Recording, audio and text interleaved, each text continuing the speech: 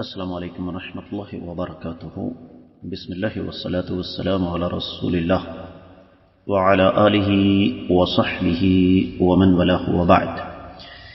قال اللہ تبارک وتعالی بعد اعوذ باللہ السمیع العلیم من الشیطان الرجیم تلک الایام نداولها بین الناس۔ معزز خواتین و حضرات، کثرت کے ساتھ آنے والے سوالات میں سے ایک سوال شعبان کے فضائل اور بدعات کے حوالے سے بھی ہے۔ ماہ شعبان اسلامی سال کا 8واں مہینہ ہے اور اس کی فضیلت کے لیے اتنے کافی ہے کہ اس مہینے میں کائنات کے امام صلی اللہ علیہ وسلم کثرت کے ساتھ روزے رکھتے تھے۔ صحیح بخاری میں 1969ویں حدیث ہے۔ سیدہ عائشہ رضی اللہ تعالیٰ عنہ بیان فرماتی ہیں کہ نبی کریم صلی اللہ علیہ وسلم اس مہینے میں اتنی کثرت کے ساتھ روزے رکھتے تھے کہ ہمارے ذہن میں یہ بات آتی کہ شاید آپ چھوڑیں گے ہی نہیں۔ اور آپ نے سوائے شعبان کے، رمضان کے علاوہ، شعبان کے علاوہ کسی اور مہینے میں اتنی کثرت کے ساتھ روزے نہیں رکھے۔ سنن نسائی میں 2357ویں حدیث ہے۔ آقا علیہ صلاۃ والسلام سے سوال کیا گیا کہ آپ اتنے روزے کسی اور مہینے میں نہیں رکھتے جتنے آپ شعبان میں رکھتے ہیں۔ فرمایا یہ وہ مہینہ ہے جس سے لوگ غافل ہیں، جو رجب اور رمضان کے درمیان ہے۔ اس میں اعمال اللہ تعالیٰ کے حضور پیش ہوتے ہیں، اور میں یہ چاہتا ہوں کہ میرے اعمال اللہ کے حضور پیش ہوں تو میرا روزہ ہو۔ لیکن امت کو آقا علیہ صلاۃ والسلام نے نصف شعبان، 15 شعبان کے بعد روزے رکھنے سے منع فرما دیا۔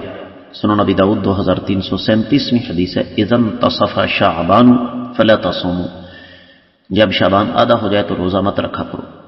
تو پتہ یہ چلا کہ 15 شعبان کے روزے کی کوئی خاص فضیلت یا مرتبہ اور مقام کسی صحیح حدیث میں نہیں ہے۔ ہاں، اگر کوئی ایام 20 یعنی 13، 14 اور 15 کے روزے کا عادی ہو تو وہ رکھ سکتا ہے۔ جہاں تک اس مہینے کی بدعات کا تعلق ہے تو ان میں سب سے پہلی بدعت تو یہ ہے کہ 15 شعبان کو لیلۃ البراء تصور کرنا۔ اس بارے میں جو حدیث سنن ابن ماجہ میں 1390ویں پیش کی جاتی ہے، یہ حدیث سند کے اعتبار سے صحیح نہیں ہے، اور بلکہ اس حوالے سے جتنی بھی احادیث پیش کی جاتی ہیں ان میں کوئی بھی صحیح نہیں ہے۔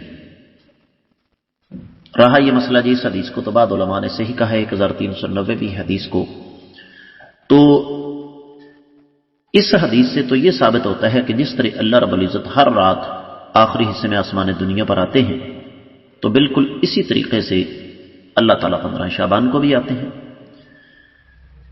اور رہا یہ مسئلہ جی اس رات کو خصوصی طور پر 15 شعبان کو اللہ کے رسول صلی اللہ علیہ وسلم نے جا کر بقیع کے قبرستان میں زیارت کی تھی، تو یہ اللہ کے رسول صلی اللہ علیہ وسلم کا خاصہ تھا،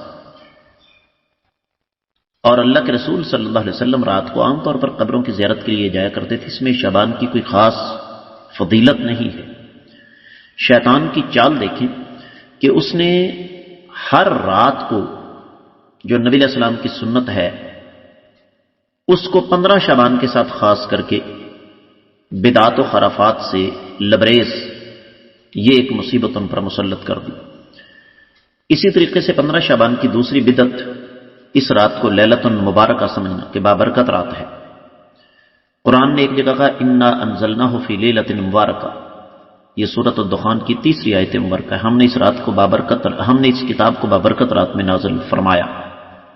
دوسری جگہ فرمایا انا انزلناہ فی لیلۃ القدر، ہم نے اس رات کو لیلۃ القدر میں نازل فرمایا۔ تو لیلۃ القدر ہی لیلۃ مبارکہ ہے۔ اس لیے یہ کہنا کہ 15 شعبان لیلۃ مبارکہ ہے، یہ بات غلط ہے، اس کی کوئی دلیل کسی کے پاس موجود نہیں ہے۔ اور لیلۃ مبارکہ کا تعلق رمضان کے ساتھ ہے، نہ کہ شعبان کے ساتھ۔ تیسری لعنت ہم پر جو مسلط کی گئی وہ آتش بازی ہے، جو ہندوؤں کی دیوالی کی نقل ہے کہ اس ابلیسی رسم میں مسلمان کروڑوں روپیہ فضولیات میں اڑا دیتے ہیں، اور یہ آتش بازی بے شمار گناہوں کا سبب ہے، بے شمار گناہوں کا مجموعہ ہے، جس میں سب سے پہلے فضول خرچی ہے، پھر کفار و مشرکین کی مشابہت ہے، پھر دوسروں کو تکلیف دینا ہے، پھر اسی طریقے سے چراغاں کرنا، مسجدوں، قبرستانوں اور گھروں میں جناب چراغاں کی جاتی ہے۔ تو اصل میں اس رسم کا آغاز کرنے والا یحییٰ بن خالد برمکی بنیادی طور پر ایک مجوسی آتش پرست تھا، تو اس نے جھوٹا موٹا اسلام لایا اور اسلام کا اعلان کر کے اس نے اس کو مذہبی رنگ دے دیا۔ عمدۃ القاری کی 11ویں جلد کے 117 صفحے پر یہ بات لکھی ہوئی ہے۔ پھر اس موقع پر حلوہ پکانا، کہتے ہیں جی سیدنا حمزہ رضی اللہ تعالیٰ عنہ کے نام کی نیاز ہے، حالانکہ اس رات کا سیدنا حمزہ رضی اللہ تعالیٰ عنہ کے ساتھ کوئی تعلق ہی نہیں، نہ یہ آپ کی ولادت کا دن ہے نہ آپ کی وفات کا دن ہے۔